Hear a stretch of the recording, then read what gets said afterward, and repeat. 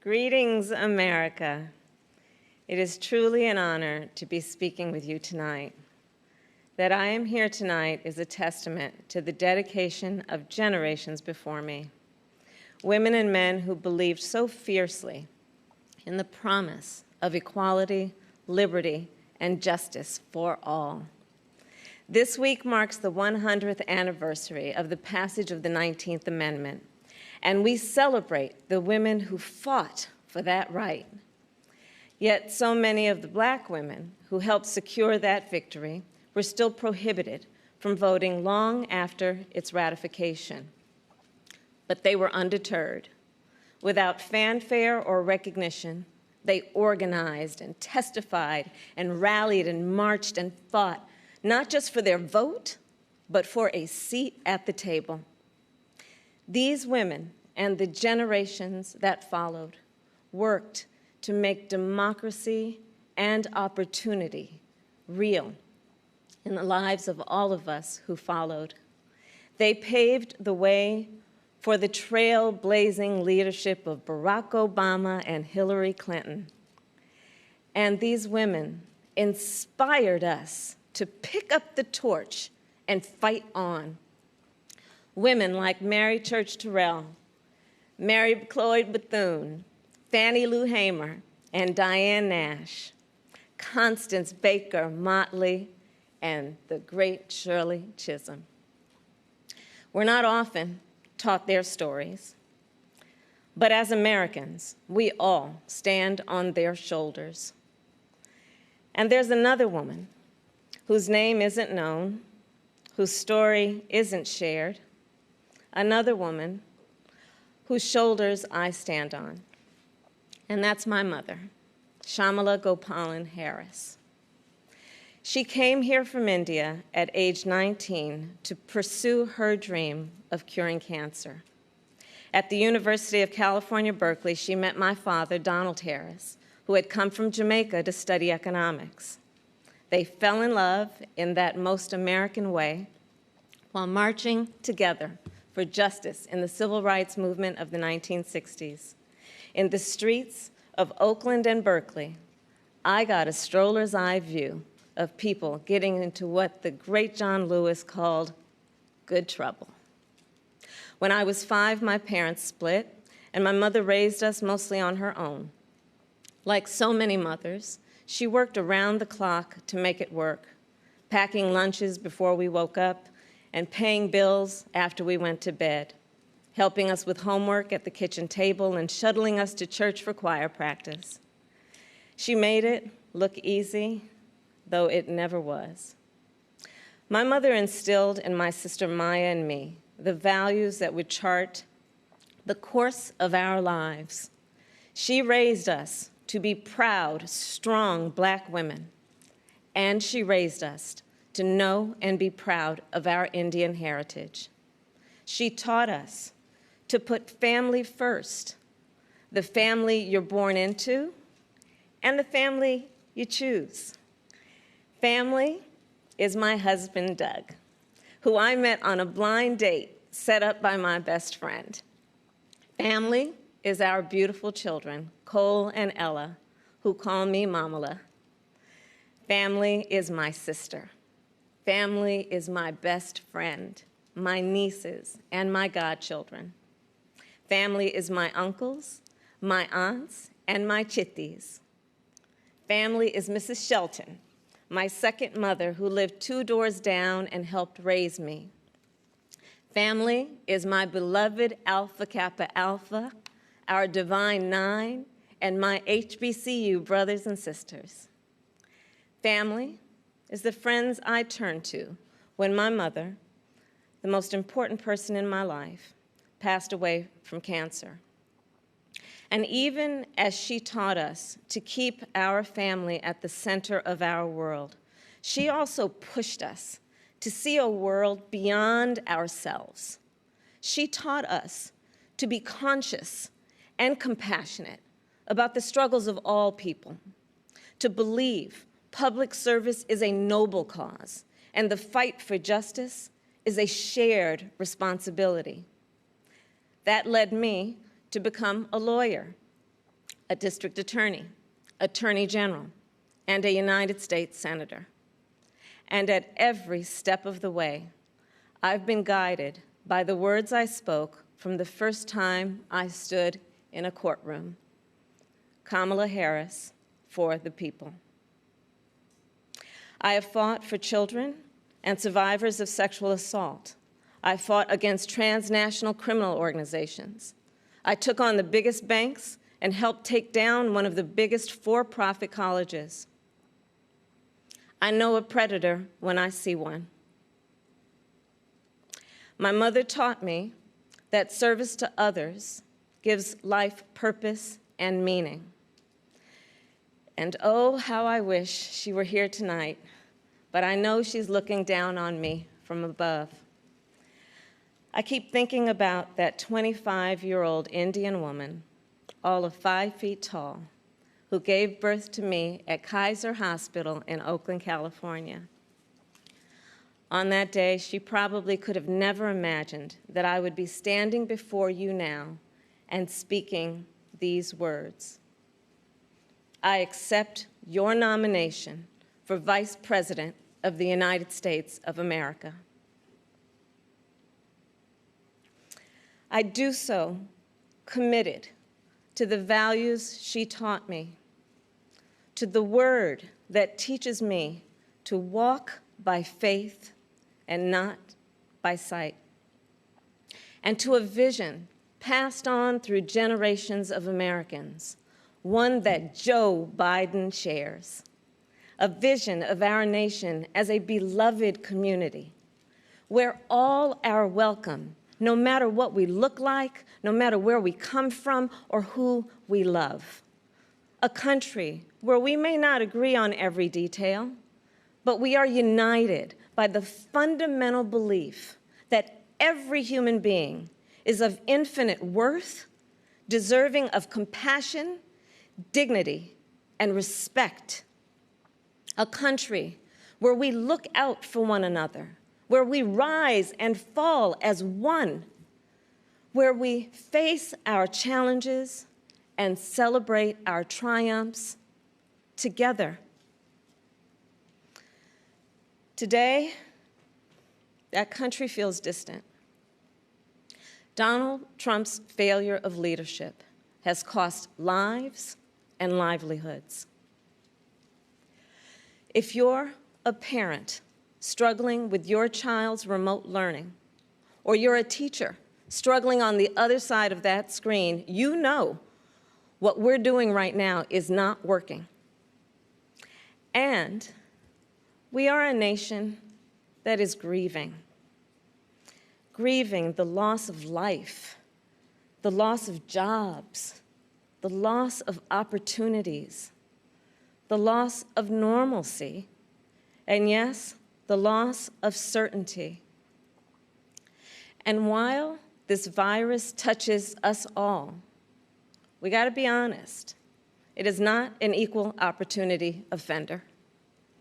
Black, Latino, and Indigenous people are suffering and dying disproportionately.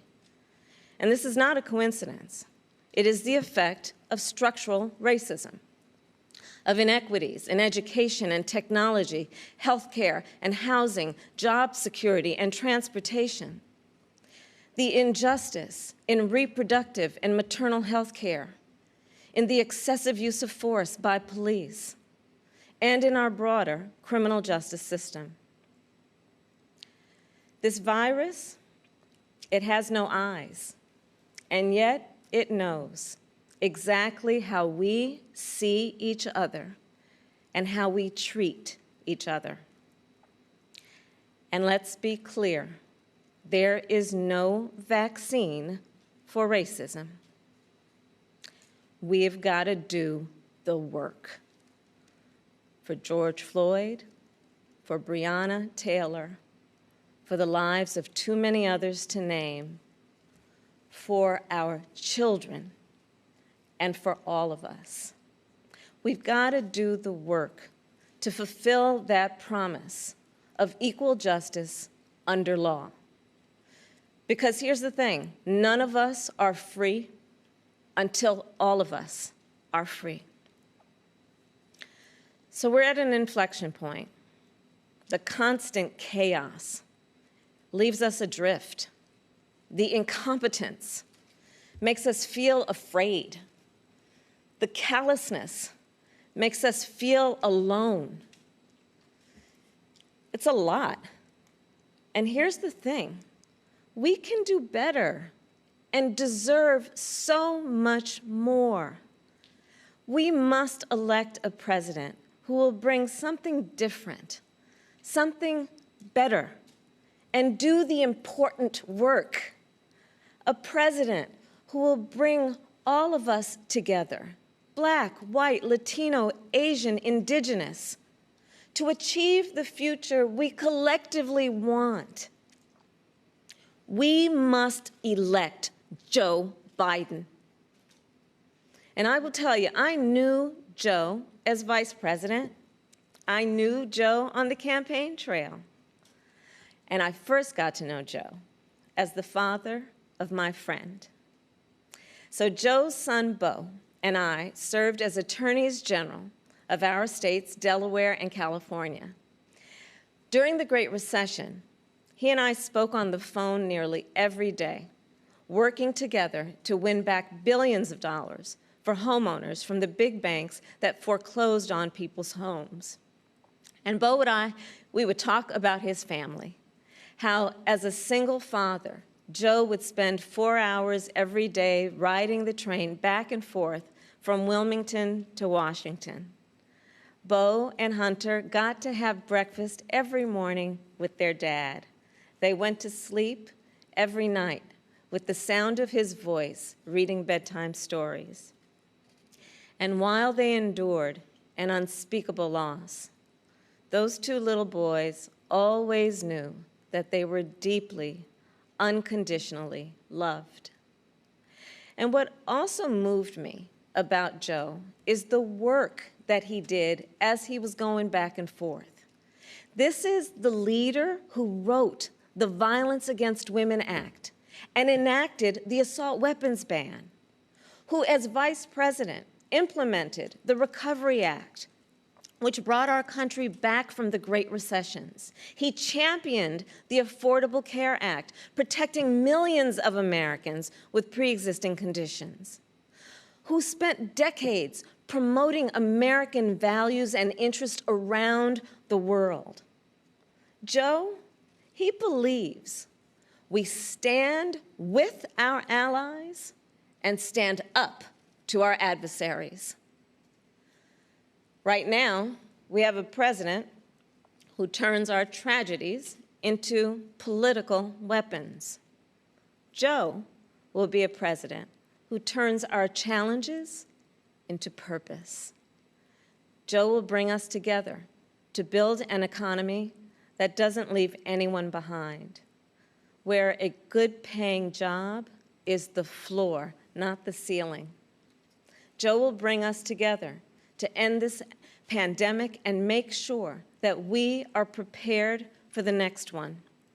Joe will bring us together to squarely face and dismantle racial injustice, furthering the work of generations. Joe and I believe that we can build that beloved community, one that is strong and decent, just and kind, one in which we can all see ourselves.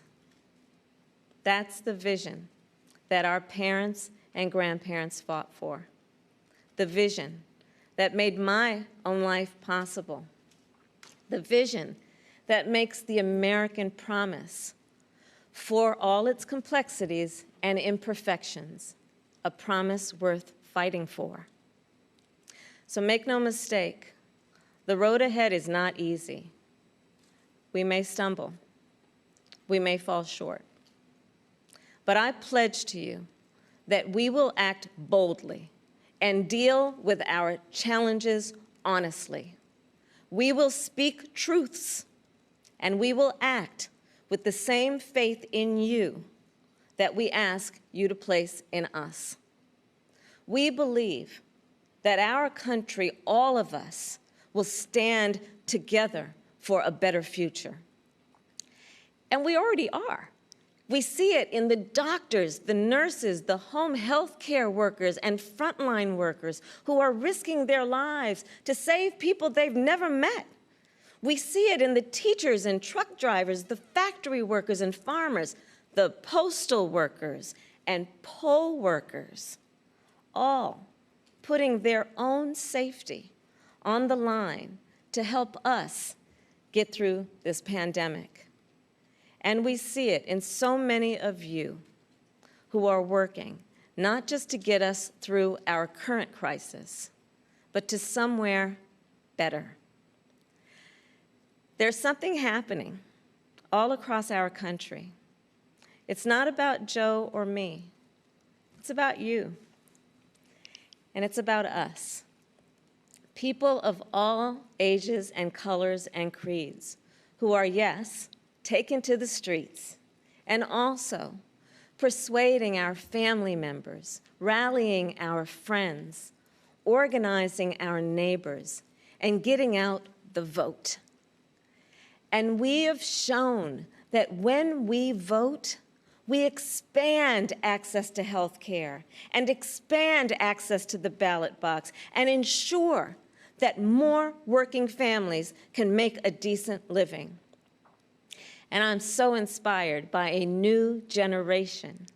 You are pushing us to realize the ideals of our nation, pushing us to live the values we share: decency and fairness, justice and love. You are patriots who remind us that to love our country is to fight for the ideals of our country. In this election, we have a chance to change the course of history. We're all in this fight. You, me, and Joe, together. What an awesome responsibility. What an awesome privilege. So let's fight with conviction. Let's fight with hope. Let's fight with confidence in ourselves and a commitment to each other, to the America we know is possible, the America we love. And years from now, this moment will have passed, and our children and our grandchildren will look in our eyes, and they're going to ask us, where were you when the stakes were so high? They will ask us, what was it like? And we will tell them. We will tell them not just how we felt, we will tell them what we did. Thank you. God bless you, and God bless the United States of America.